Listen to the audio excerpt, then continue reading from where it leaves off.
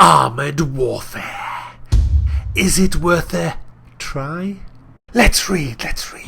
Roaring steel monsters, the most dangerous battlefields all over the globe, and the world on fire.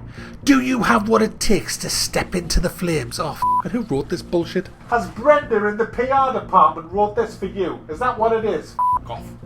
Find out more about the fascinating and perilous world of armoured warfare.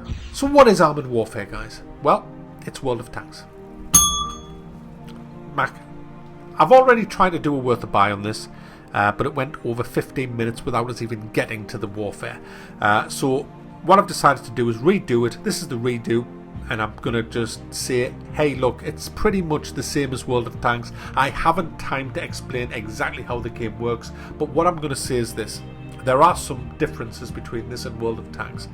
Not many, but there are a few. There are PvE missions in this, which aren't in World of Tanks. You can play with your friends against the AI in a few missions. There's not a lot of missions, but you can play up to 5 of your friends together, which is great fun. I'm really enjoying the PvE missions, and that allows you to level up your tank just the same as doing PvP. So you can level up in PvE if you want. The mainstay of the game is 15v15 PvP battles, and they play out pretty much the same as World of Tanks. It's the same whack-a-mole fucking mentality. I wanted to see better combat in this. I was hoping that this what whack-a-mole is if anybody's played World of Tanks, you kind of park your tank behind a rock or a building, you ram it into forward gear, pop out, fire, pop back, and you can do it in like, I don't know, 7 or 8 seconds. It's bullshit. You can't do that in a tank. It's fucking impossible, but you can in World of Tanks, and you can in this. I'd much rather see more open maps where you're doing long range fighting, where you have to be really careful when you drive, whereas in this I'm just driving around like a prick and running for the nearest building. It plays exactly the same as World of Tanks. There's no difference whatsoever in the way you play this game to World of Tanks. It's identical, which is a big fucking shame, because they had so many more opportunities to make this better.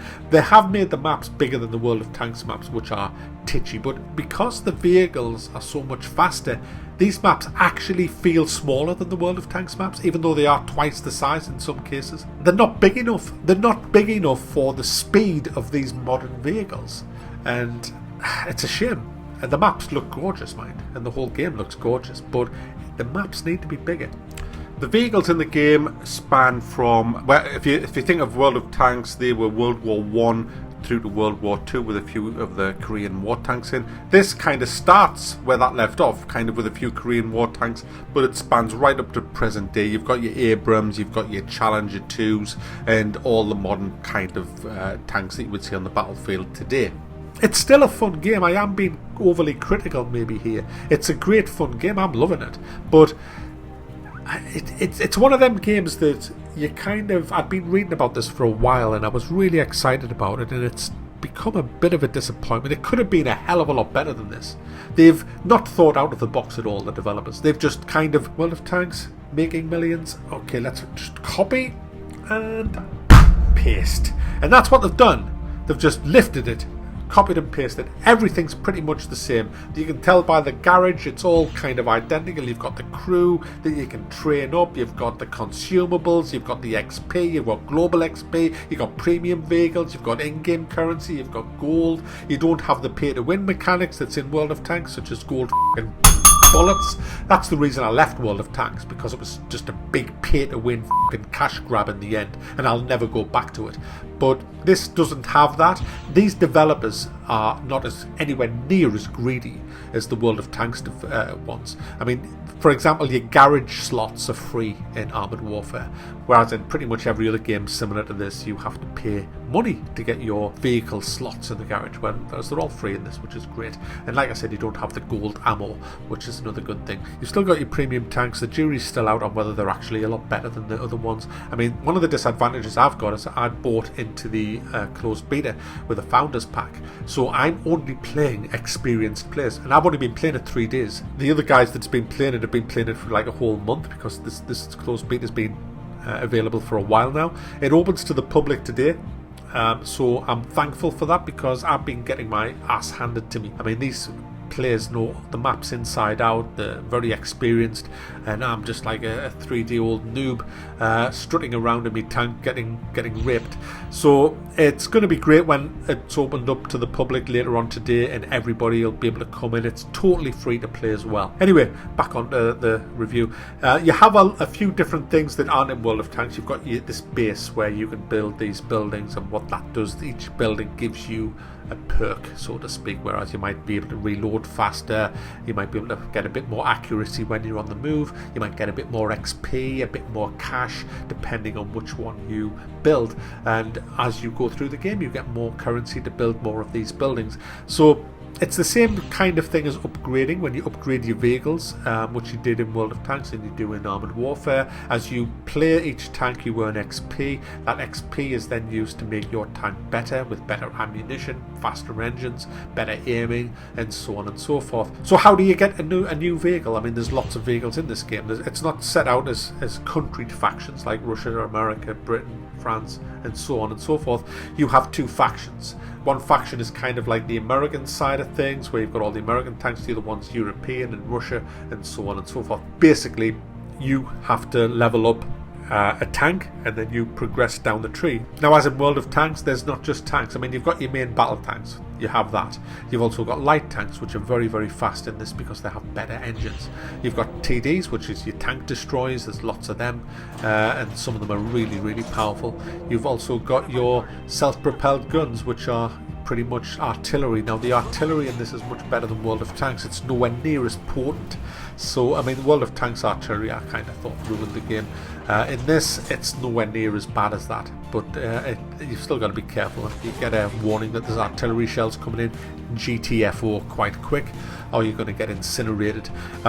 You've also got missiles, because if you think about modern day fighting vehicles, they have TOW missiles, which weren't available in World War II, and that's great fun. I've got this vehicle called the Terminator. It's just insane, and I just love it. It fires missiles.